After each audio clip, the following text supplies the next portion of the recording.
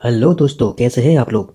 चलिए आज बात करते हैं नॉर्दर्न रेलवे में अप्रेंटिस की जो रिक्रूटमेंट आ चुकी है 2023 में। अभी तो दिसंबर का महीना है, तो 2024 जनवरी में एंड डेट है। तो फटाफट से गूगल में टाइप करते हैं नॉर्दर्न रेलवे अप्रेंटिस और ये रहा ऑफिशियल वेबसाइट। यहाँ पे क्लिक करने से ये वाला पेज आपके सामने ओपन हो जाएगा। देखो कुछ इस तरह से, और आपको जाना है ये सेकंड नंबर वाले ऑप्शन पे, यहाँ पे, और फिर आपके सामने ये वाला पेज ओपन हो जाएगा। इम्पोर्टेंट डेट कौन सी है, देखो ये 12 फरवरी को आपका मेरिट लिस्ट बनेगा यहाँ पे, और 11 जनवरी को 2024 को लास्ट डेट है एप्लीकेशन करने के लिए। तो दोस्तों बहुत ही अच्छी वैकेंसी है। देखो 3093 अप्रेंटिस हैं, और कौन कौन से ट्रेड में है चलिए फटाफट से देख लेते हैं। Mechanic, diesel, electrician, fitter.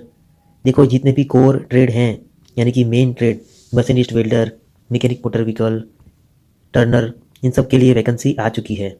देखो आपको रेफ्रिजरेशन एयर कंडीशन भी यहाँ पे मिलेगा, कोपा भी है। बहुत ही अच्छी वैकेंसी आ गई है। देखो आप ये मत सोचो कि आपका सिलेक्शन होगा कि नहीं, आप एक बार अप्लाई कर दो। पूरा प्रोसेस डिस्कस कर लेंगे इस पीडीएफ में, क्या है और कैसे अप्लाई करना है। तो चलिए फटाफट से यहाँ पे जो एसेंशियल क्वालिफिकेशन का इन्होंने मेंशन किया है कि आपका आईटीआई होना चाहिए। आपकी एज लिमिट क्या है, तो 15 साल से लेके 24 साल तक की एज होनी चाहिए, मिनिमम 15 और मैक्सिमम 24। गवर्नमेंट का जो रिलैक्सेशन एज में होता है, ओबीसी के लिए 3 साल का, एससी एसटी के लिए 5 साल का, वो यहाँ भी लागू होगा। और दूसरा एप्लीकेशन फ़ी के बारे में, जो देखो एप्लीकेशन फ़ी जो है वो 100 रुपीज़ है और वो नॉन रिफंडेबल है। तो दोस्तों यहाँ पे मोड ऑफ सिलेक्शन कैसे होगा, देखिए आपका जो भी आईटीआई में मार्क्स है उसका मेरिट बनेगा। और यहाँ पे देखो इन्होंने मेंशन किया है there will be no written exam. देखो यहाँ पे there will be no written test of viva. ठीक है, तो जो भी मेरिट लिस्ट बनेगा वो आपका आईटीआई का जो मार्क्स है उसके हिसाब से बनेगा। और 10th का देखो यहाँ पे इन्होंने मेंशन किया है कि marks obtain by the candidate in both SSC 10th and ITI examination, दोनों का इक्वल वेटेज करके ये लोग मेरिट बनाएंगे।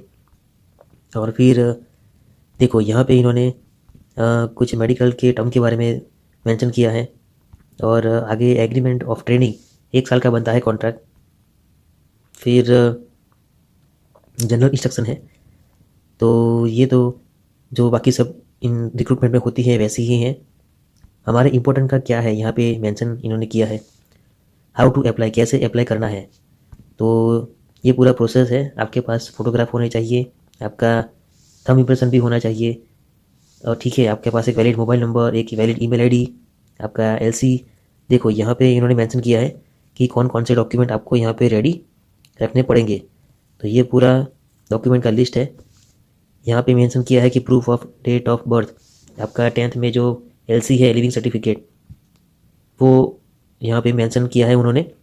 फिर मार्कशीट एंड सर्टिफिकेट 10th का, और फिर दूसरा सर्टिफिकेट एंड मार्कशीट आईटीआई का, देखो यहाँ पे।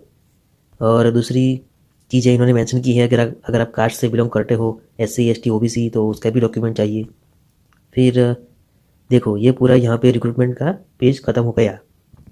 आगे बढ़ते हैं, ये डिग्री क्लियरेशन है। यहाँ पे क्लिक करने के बाद आप प्रोसीड टू ऑनलाइन पे क्लिक करोगे तो कुछ ऐसा पेज आपके सामने आ जाएगा।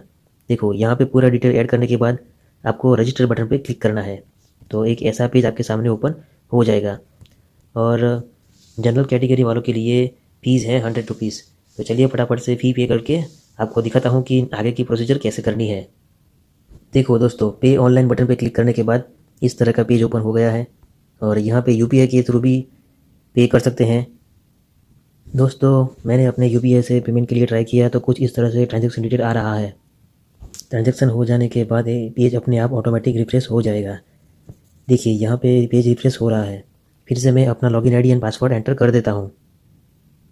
देखिए एंटर करने के बाद यहाँ पे ये पेज जो ओपन हो रहा है उसमें payment ID check and update online fee status using payment ID, यहाँ पे हम चेक कर सकते हैं। तो देखो फिलअप एप्लीकेशन, हमारा पेमेंट जो है वो हो गया है। तो फिलअप एप्लीकेशन पे क्लिक करते हैं, और देखिए यहाँ पे पूरा बाकी जो भी इंफॉर्मेशन एंटर करना है वो यहाँ पे आ गया है।